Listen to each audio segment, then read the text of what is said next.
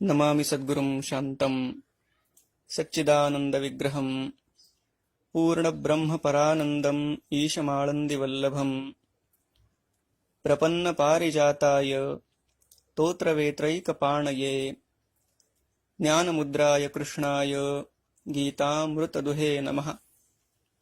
माधुर्यरसकल्लोलां शिवशक्त्यैकरूपिणीम् अमृतानुभवार्थाय वन्दे ज्ञानेशनन्दिनीम्। नमो गोविन्ददेवाय ज्ञानदेवस्वरूपिणे वाग्मिने वाङ्निधानाय यतये वेदमूर्तये। श्रुतिस्मृतिपुराणानाम् आलयं करुणालयं नमामि भगवत्पादं शंकरं लोकशंकरम्।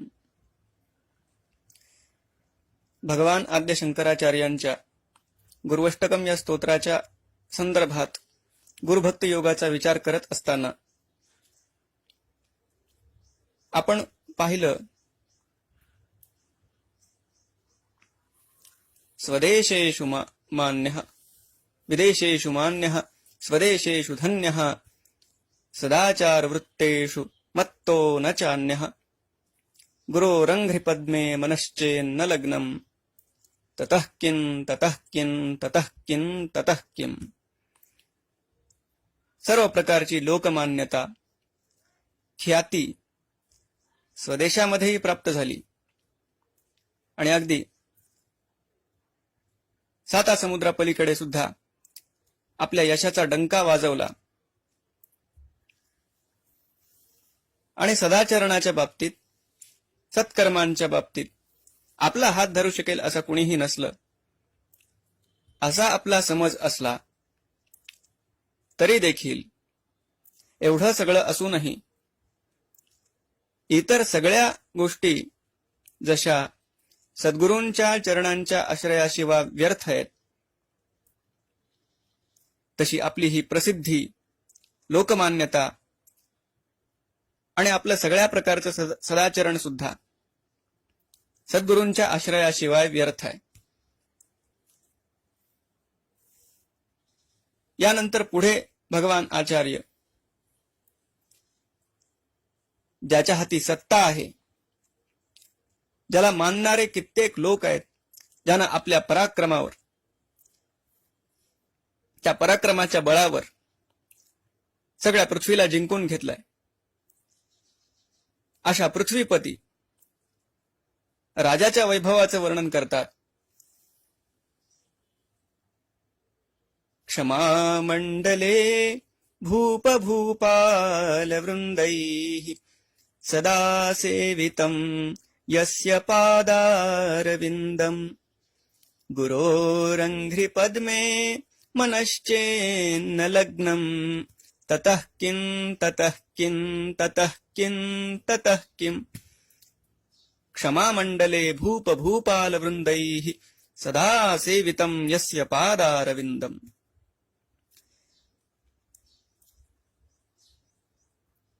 संपूर्ण पृथ्वी तलावर, क्षमा म्हणजे पृथ्वी, संपूर्ण या पृथ्वी तलावर भूप भूपाल वृंदैः अनेक प्रकारच्या राजांनी सदा सेवितं यस्य पादारविन्दम् ज्याच्या चरणांची सेवा नित्य निरंतर अशी केलेली आहे, काही काळापुरती नाही। म्हणजे जो चक्रवर्ती सम्राट आहे, सगळ्या राजांचा राजा आहे। आपल्याला तर ठाऊक आहे की प्रत्येक गल्लीमध्ये कुणी न कुणी एक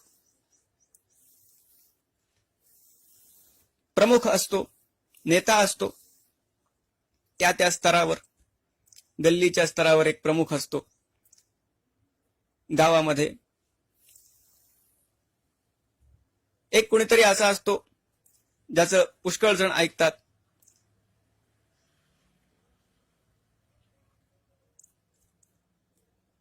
राज्याच्या स्तरावर, राष्ट्रीय स्तरावर आणि त्यानंतर वैश्विक स्तरावर असा हा एक नेतृत्वाचा क्रम आहे। आणि ज्याला लोक ज्याच्या शब्दाला मानतात, ज्याचं प्रभुत्व आहे, ज्यानं सांगितल्यानंतर काही कामं होतात, जो समाजाला एका विशिष्ट दिशेनं घेऊन जाण्याची क्षमता बाळगतो, शब्दशः अर्थ पाहिला तर त्याला आपण नेता म्हणतो. आणि भगवान आचार्य इथं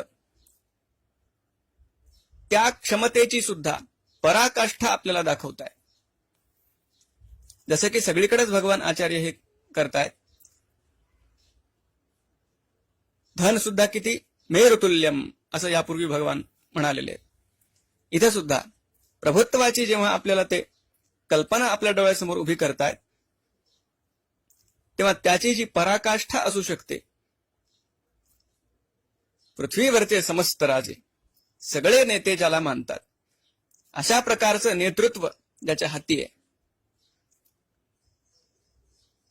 आणि भगवान आचार्यांची भाषा सुद्धा किती सुंदर आहे. सदा सेवितम यस्य पादारविंदम, ज्याचं दास्य अगदी नम्र भावाने, नाईलाजास्तव नाही पण अगदी विनम्र भावाने नित्य निरंतर ज्याचं दास्य पृथ्वीवरच्या सगळ्या प्रमुख नेतृत्वपदी असणाऱ्यांनी स्वीकारलंय, अशा सुद्धा प्रभावशाली नेतृत्व प्राप्त केलेल्या सगळ्या राजाचं सुद्धा ते सगळं कर्तृत्व व्यर्थ ठरतं जर त्यानं सद्गुरूंच्या चरणांचा आश्रय घेतला नसेल. त्याच्या चरणकमलांचा आश्रय घेणारे बरेच राजे असोत, पण त्यानं जर सद्गुरूंच्या चरणकमलांचा आश्रय घेतलेला नसेल तर त्याचं ते सगळं प्रभावशाली जीवन सुद्धा अगदी व्यर्थ आहे, कसपटा समान. श्रीमद भागवतामध्ये जडभरत महाराजांची एक कथा येते. हे वास्तविक भरत पूर्वजन्मामध्ये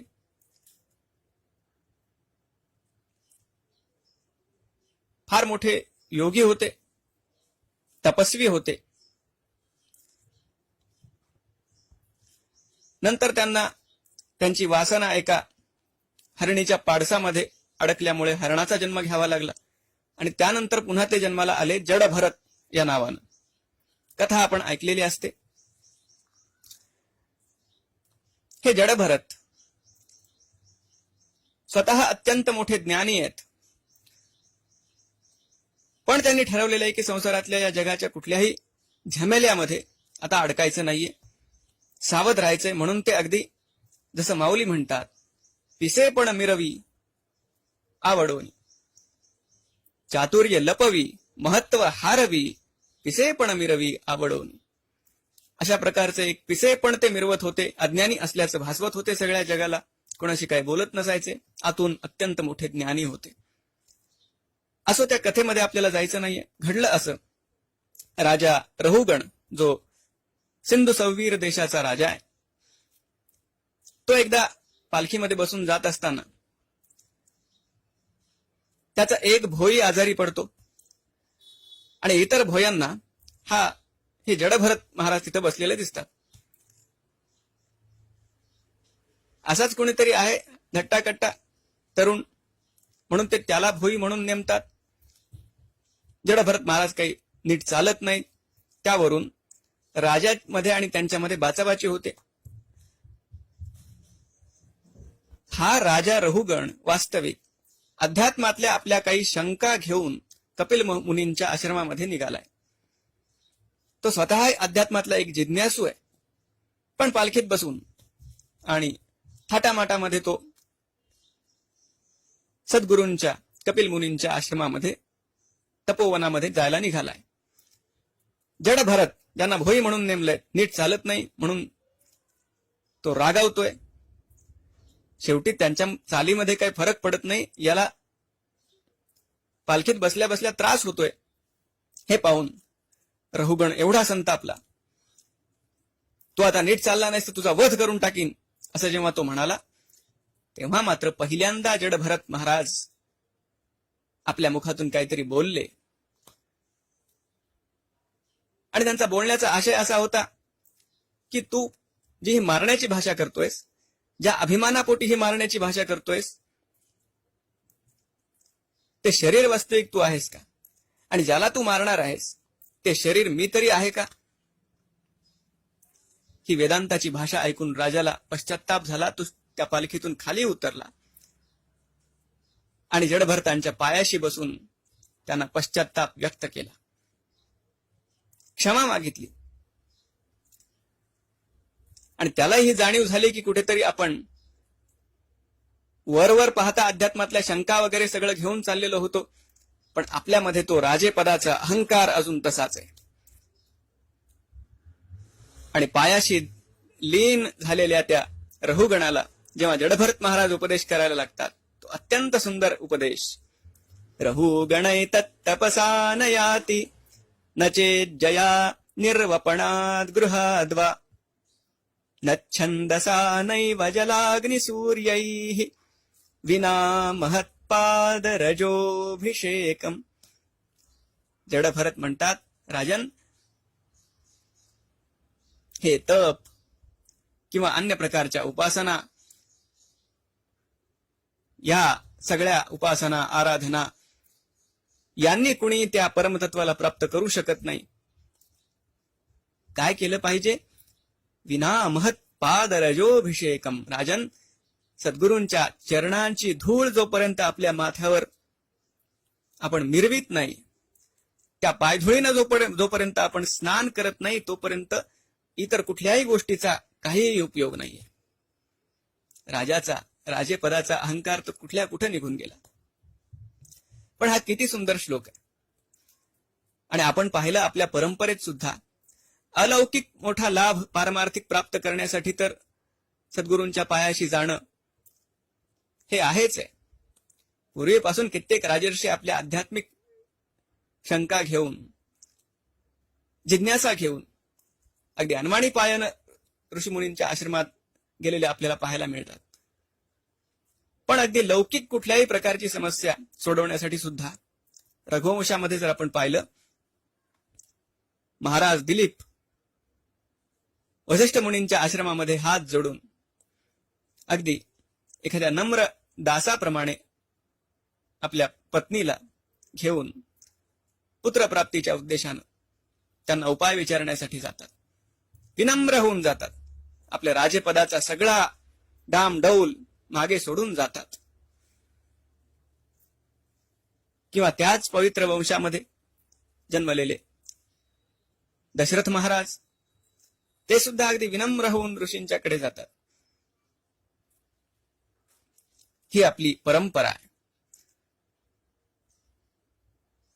कारण मुळात आपल्या परंपरेमध्ये धर्मसत्तेला सर्वश्रेष्ठ स्थान दिलेलं आहे.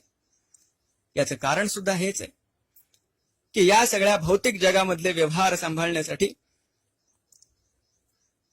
आपल्या राज्याचं रक्षण करण्यासाठी प्रभुत्व जरी क्षत्रियांना बहाल केलेलं असलं तरी त्यांना सुद्धा त्यांच्या त्या प्रभुत्वाच्या अंमलाखाली तपोवनामध्ये त्यागमय जीवन जगणारे हे ऋषी मुनी जे सगळ्या जीवनाचं चिंतन करतात आणि आध्यात्मिक मार्ग सगळ्यांना प्रशस्त करतात, सगळ्या समाजासाठी सद्गुरूची भूमिका निभावतात, या राजे महाराजांच्या प्रभुत्वाखाली अंमलाखाली ही धर्मसत्ता येत नाही. तिथे त्यांचा अधिकार चालत नाही. तिथे राजे सुद्धा अगदी दीन होऊन, लीन होऊन जातात. ते अपेक्षित आहे. रघुवंशाची आठवण झालीच आहे, तर त्यावरून शाकुंतल सुद्धा आठवतं. दुष्यंत जेव्हा कण्वमुनींच्या आश्रमाच्या जवळ जातो, सगळा आपला डामडौल, सगळं आपलं सैन्य तो दूर ठेवतो आणि पुढे पायी जाण्याचा निर्णय घेतो. तिथं त्याच्या मुखातले उद्गार फार सुंदर आहेत. समप्रधानेषु तपोवनेषु गूढं हि दाहात्मकमस्ति तेज. या सत्वगुणी तपोवनामध्ये सगळे रजोगुणी राजे लोक अगदी नम्र होऊन जातात. आणि याचं कारण मुळात हेच आहे जे भगवान आचार्यांनी यात सांगितलंय की हे सगळं वैभव, पृथ्वीवर सगळ्या राजांकडून प्राप्त होणारा मान सन्मान, सगळ्या प्रकारचं लौकिक प्रभुत्व सुद्धा त्या परमेश्वरापाशी जाण्यासाठी, परमकल्याणाप्रत जाण्यासाठी उपयोगी ठरत नाही. या सगळ्यापासून आपलं मन जेव्हा हटवलं जातं, महाराज परीक्षित सुद्धा स्वतः श्रीमद भागवतामध्ये कथा येते, त्यांना जेव्हा शाप मिळतो एका ऋषीपुत्राचा शाप, 7व्या दिवशी तक्षक येऊन दंश करेल, सगळं काही आपलं राज्य वैभव, सगळा मान सन्मान, सगळा अलौकिक सोडून महाराज स्वतः गंगेच्या तीराशी येतात, सर्व संग परित्याग करून येतात. आणि जेव्हा शुकदेवांच्या रूपात स्वतः भगवान वेदव्यास त्या गंगा तीरावर परीक्षित महाराजांवर सद्गुरूच्या रूपामध्ये येऊन अनुग्रह करतात,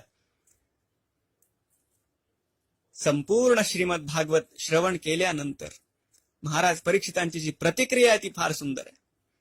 मृत्युभ्यो न बिभेम्यहम. आता मला मरणाची भीती वाटत नाही. आता तक्षक येवो, या देहाला दंश करू. महाराज आपल्या अनुग्रहामुळे मी आता कृतार्थ झालोय, सिद्ध झालोय. मृत्युभ्यो न बिभेम्यहम. मृत्यूवर आता मी विजय प्राप्त केलाय. काळावर विजय प्राप्त करण्याचं सामर्थ्य कुठल्याही राजाच्या घोड्यांच्या टापांमध्ये नाहीये. कुठल्याही राजाच्या आक्रमक पवित्र्यामध्ये ते सामर्थ्य नाहीये. खड्गामध्ये ते सामर्थ्य नाहीये. सगळ्या पृथ्वीला एखादा राजा जिंकून घेईल, पण संपूर्ण ब्रह्मांडालाच आपला ग्रास बनवण्याची ज्याची शक्ती आहे, कित्येक राजे, कित्येक चक्रवर्ती ज्याच्या उदरात सामावले, त्या काळावर विजय मिळवण्याचं सामर्थ्य मात्र त्यालाच प्राप्त होतो जो सद्गुरूंच्या चरणाशी जाऊन बसतो, विनयानं त्यांना तद्विद्ये प्रणिपातेन परिप्रश्नेन सेवया. हे जसं एखाद्या सामान्य साधकाला लागू आहे, तसं ते एखाद्या फार मोठ्या चक्रवर्ती सम्राटाला सुद्धा लागू आहे. कारण हे सगळं वैभव जसं आपण पाहत आलोय की हे या लौकिक जगापुरतं आहे आणि ते कशा प्रकारे क्षणभंगूर आहे. एक प्रसंग मला वाचलेला आठवतो. हा प्रसंग भर्तृहरी महाराजांच्या संदर्भातला आहे. भर्तृहरी महाराज एकदा म्हणे, रात्री त्यांना मध्यरात्री एक श्लोक सुचायला लागला. आपल्या सगळ्या राज्य वैभवाचं ते स्मरण करत होते. त्यांना असं वाटत होतं आपण किती भाग्यवान आहोत, काय काय गोष्टी आपल्याला एक राजा म्हणून उपलब्ध झाल्या आहेत हे आठवत ते श्लोकाची रचना करत होते. चेतो हरा युवतयः सुहृदोऽनुकूलाः सद्बान्धवाः प्रणयगर्भगिरश्च पुत्राः गर्जन्ति दन्ति निवहास्तरलास्तुरंगाः. इथपर्यंत त्यांना सुचलं. चेतो हरा युवतयः, आपल्या सौंदर्य संपन्न लावण्यवती अशा सगळ्या पत्नी, सुहृदोनुकूलाः, आपल्याला नेहमी अनुकूल असे असणारे आपले सगळे इष्टमित्र सोयरे, सद्बांधवाः, आपले सगळे बांधव, प्रणय गर्भगिरश्च पुत्राः,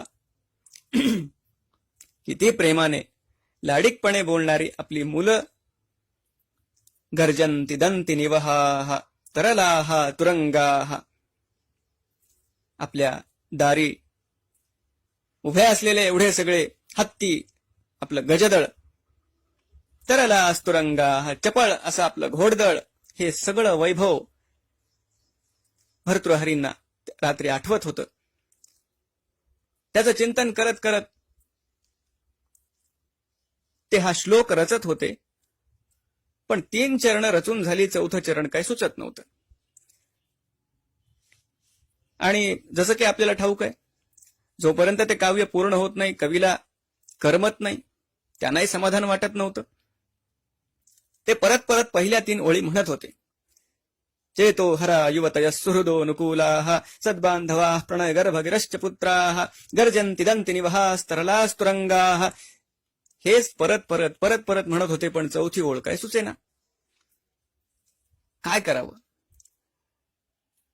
आणि गंमत अशी झाली होती की त्या दिवशी त्यांच्या महालामध्ये चोरी करण्याच्या उद्देशानं एक चोर येऊन लपलेला होता आणि तो चोर योगायोगानं कवी होता.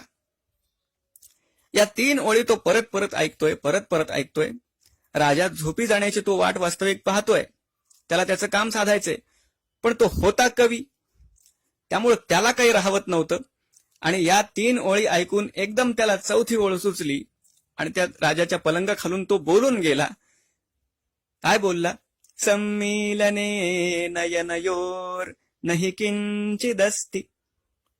सम्मीलने नयनयोर नहि किंचिदस्ति. अरे, या सगळ्या राण्या, हे सगळे इष्टमित्र सोयरे, हे सगळे गोड गोड बोलणारी ही मुलं, हे हत्ती, हे घोडे. चौथ्या ओळीत जी रचना त्या चोरानं केली, तो म्हणतो, एकदा का डोळे मिटले की या सगळ्याचा काही उपयोग नाहीये. मृत्यूला प्राप्त झालं की काय या सगळ्या हत्ती घोड्यांचा आणि या सगळ्या वैभवाचा उपयोग आहे. इतकी सुंदर ती ओळ होती. अगदी डोळे एकदा मिटले की या सगळ्याचा काय उपयोग. या ओळीनं राजाचे डोळे मात्र खाडकन उघडले. हे कोण बोललं म्हणून त्यानं शोध घेतला. अर्थात तो चोर तर अगदी घाबरलेला होता. कसा बसा तो बिचारा बाहेर आला, पण राजानं त्याला शिक्षा केली नाही, कारण त्या चोराच्या रूपामध्ये त्याला एक प्रकारे गुरुच प्राप्त झाला होता. आणि खरोखर हे सगळं राज्य वैभव. आणि आपल्याला ठाऊक आहे, शृंगार शतक, नीती शतक यांची रचना करणाऱ्या भर्तृहरींनी दिव्य अद्भुत अशा वैराग्य शतकाची सुद्धा रचना केलेली आहे. सम्मीलने नयनयोर नहि किंचिदस्ति. अगदी प्रत्येकानं आपल्या डोळ्यासमोर ठेवावं असं हे वाक्य आहे, अशी ही ओळ आहे. आणि या जीवनाचं अनित्यत्व, त्याची ज्याला जाणीव आहे, तो मग राज्यपदावर आरूढ असला तरी ते राज्यपद त्याला भुलवत नाही. आपल्याला ठाऊक आहे, जनक महाराज स्वतः जीवनमुक्त आहेत, सगळ्या वैभवामध्ये राहतात, पण विदेही अवस्थेत आहेत. आणि ज्याला या जीवनाच्या क्षणभंगुरतेची जाणीव आहे, त्याला ते वैभव, त्याची मुळात मनातून ओढ वाटत नाही. त्याला ओढ वाटते सद्गुरूंच्या चरणांचीच. आणि आणखीन एक मुद्दा आहे. जसं आपण पाहिलं की सर्व प्रकारच्या विद्यांचं, ज्ञानाचं अध्ययन करून सुद्धा सद्गुरूंच्या चरणाशी आपण जाऊन बसलो नाही तर ज्ञानाचा काही उपयोग नाही. पण जर सद्गुरूंच्या चरणाशी जाऊन बसलो तर ते ज्ञान आपल्याला दुर्लभ राहत नाही. अगदी तसंच